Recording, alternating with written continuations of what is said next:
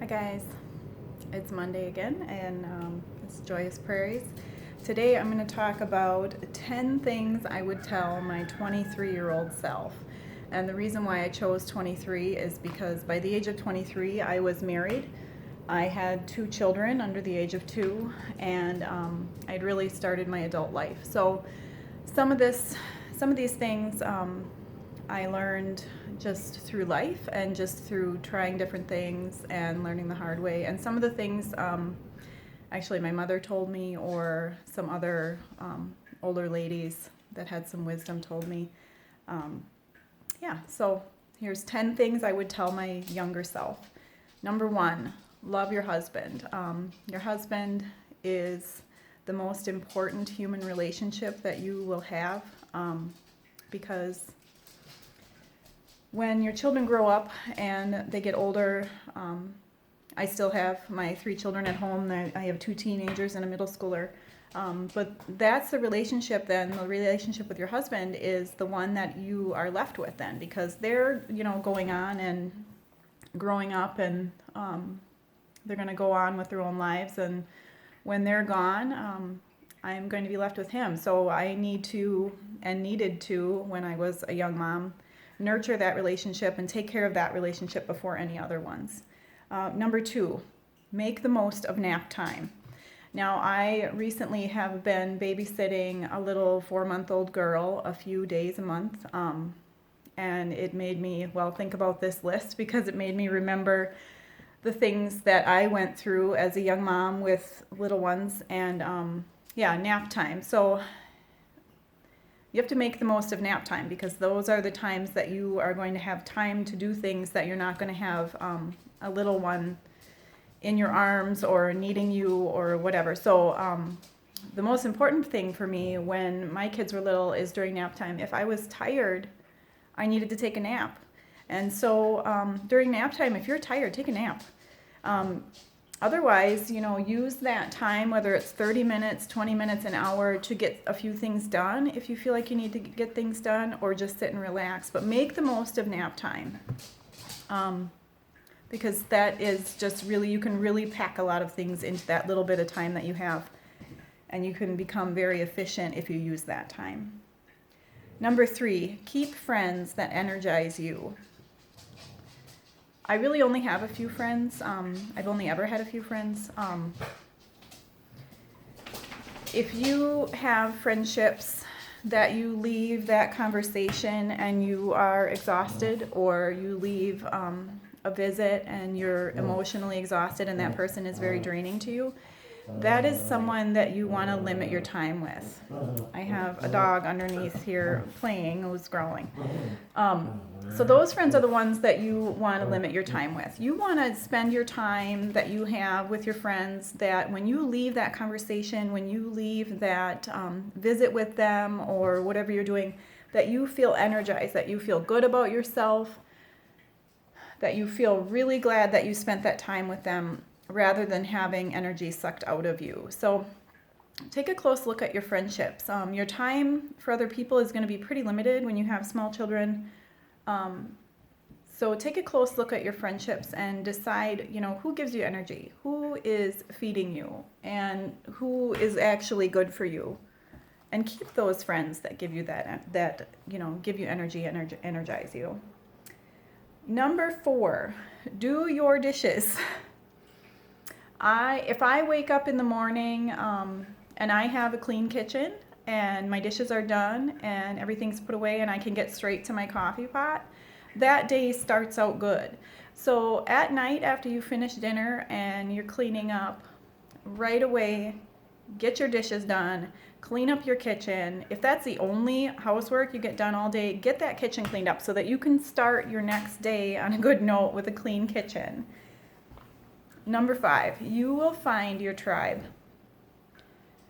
And what I mean by that is you will find the people that are going to love you, that will appreciate you, that will understand your weirdness, that will be really fun for you to be around. Sometimes that changes as the years go on. You know, the people that I hung out with before I had children is definitely not the people that I hung out with when I had young children. But you will find your people. And it kind of just happens, you know, you go different places, you connect with people, and you will find the people that are good for you.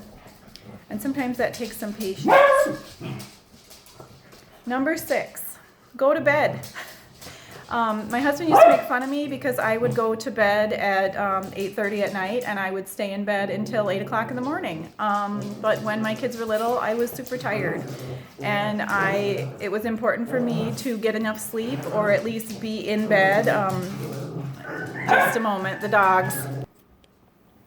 I just had a conversation with the dogs, and I don't know if they're going to listen, but they're being really noisy today. They're very fired up about the sunny skies. And they want to wrestle in my dining room where I'm filming. And they're still wrestling and knocking into the table where my phone is sitting. Okay, anyway, go to bed. After your kids are down for the night, if you are a person that sits up late, scrolling social media, watching television, and then you get to bed too late and don't have energy to get up in the morning and your days start out bad, you may want to try just skipping those things that aren't going to benefit you, and just get yourself to sleep, and get more sleep, because sleep is super important, and you really can't start your day on half a night's sleep because you sat up staring at a screen late into the night. And yeah, so I would be in bed for 12 hours, and sometimes I still felt really tired and like I didn't get enough sleep, but that was something that was super important to me then. Anyway, number 7, get yourself ready every day. Now, this is something my mom taught me. She was a stay-at-home mom, and so she didn't really have to be anywhere. She had 5 children. But she would get up every morning, and after, you know, everyone was fed and off to school or whatever, she would get herself dressed. She would put her makeup on, she would fix her hair, and she would put herself together. And that is something she told me after I had my first child. You know, when you get up in the morning, get yourself ready. So that's a habit that I've had, even on days that I don't have anywhere to go, even on days that I don't really I didn't really feel very good, or that I was kind of depressed. I get up, I get dressed, I put my makeup on, whatever your normal daily routine is, you will feel better. You will feel more like a person, more like an adult human rather than a milk factory or a butt wiper or whatever. But it was really good for me to, and I still do it, really good for me to just get up and get ready and put myself together. Number 8, make time for yourself. And what I mean by make time is back to scrolling your screens and watching television and things like that. If those are things that give you life and those are things that energize you, by all means do it. But when you have some downtime, you need to find something that actually gives you peace, and you have to make time for it. And we all waste time in different ways, and you kind of have to take a close look at your habits and what you do when you have 5 or 10 minutes. Rather than just mindlessly scrolling through social media. You know, if you have 20 minutes, 10, 15 minutes, pick up something, you know, some sort of hobby that you have or something that you enjoy, and make that time for yourself. Go for a walk. Even if you have to strap your baby to the front of you, you know, go for a walk. Make that time for yourself, because you have to make the time. You have to carve it out of your day, rather than sitting idly and doing something that's just a time waster. You know, find that time and make the time for yourself. Number 9, learn to cook simple food.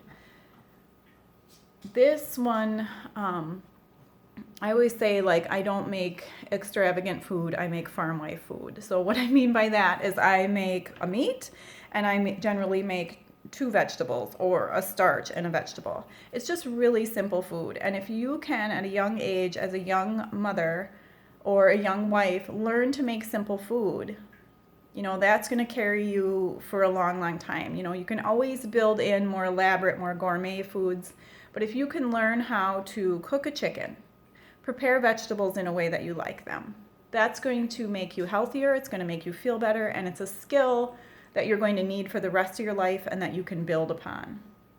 And then the last one is number 10 is tomorrow is a new day. If today is a really rough day for you and you feel like you got nothing accomplished, you failed your children, being a mom was really sad and really lonesome, tomorrow is a new day. There are new mercies for us every day. Tomorrow, the sun sets and it comes up tomorrow and you get to start over. So anything that happened yesterday, sometimes we have to go and apologize to people. We have to go to our children and say, I'm so sorry that mama behaved like that yesterday. I'm sorry if I hurt your feelings. I'm sorry if I was hard on you. But tomorrow is a new day and you can start fresh and you can, scoop up your babies and give them a big hug if yesterday was really hard. So that's my 10 things. That's my heart for today. Having a baby in the house again has kind of reminded me of some of the things that I went through and some of the things I learned. So some of these things are just good advice for life, and some of the things I wish someone would have told me when I was younger. So have a good day today. It is sunny outside. I'm super excited. Maybe spring is here to stay. We had lots and lots of rain again and some cold days, but beautiful day outside today. I'm going to get some things done, I hope, and maybe just sit and relax and make some time for myself. Thank you for listening. I'll see you next time.